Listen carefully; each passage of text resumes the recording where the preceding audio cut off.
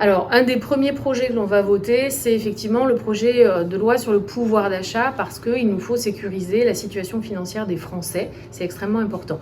Mais pour l'avenir et pour le long terme, évidemment, moi j'ai envie de m'investir sur la transition écologique territoriale. Et vous m'avez souvent entendu parler de protection des terres agricoles. C'est un sujet sur lequel j'ai travaillé dès le début de mon mandat. Je suis ravie aujourd'hui qu'on ait une ministre qui s'occupe de la transition écologique territoriale parce qu'en fait, la lutte contre le changement climatique, eh bien, on va devoir la faire avec les citoyens dans les territoires, avec les collectivités, avec les entreprises. Et c'est extrêmement important parce que eh bien, c'est l'avenir des jeunes, c'est notre avenir à nous, c'est l'avenir aussi des entreprises et ça nous concerne tous. Donc, pour le prochain mandat, la transition écologique territoriale.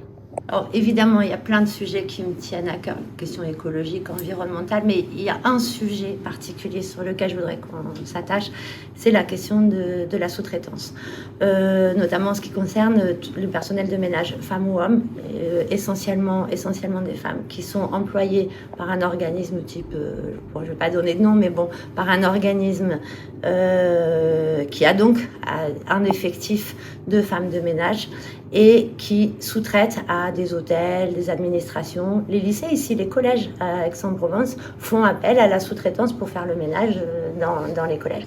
Ces femmes-là donc ont leur travail en fait qui est morcelé et elles peuvent travailler en fonction des contrats qu'obtient la boîte qui sous-traite. Elles peuvent travailler 8 heures une semaine, 15 heures la semaine d'après. Elles ont donc des fiches de paye ultra variables. J'ai vu, non mais très sérieusement, j'ai vu à Besson une dame qui travaille pourtant et qui a des fiches de salaire tous les mois, qui lave sa vaisselle une fois tous les 4 jours en la laissant tremper pour réduire sa consommation de liquide de vaisselle. Je ne vais pas faire de misérabilisme, ce que je veux que vous compreniez, c'est que ces métiers-là sont d'une précarité telle que c'est impossible de s'organiser. Et moi, je voudrais vraiment qu'on arrête cette exploitation salariée.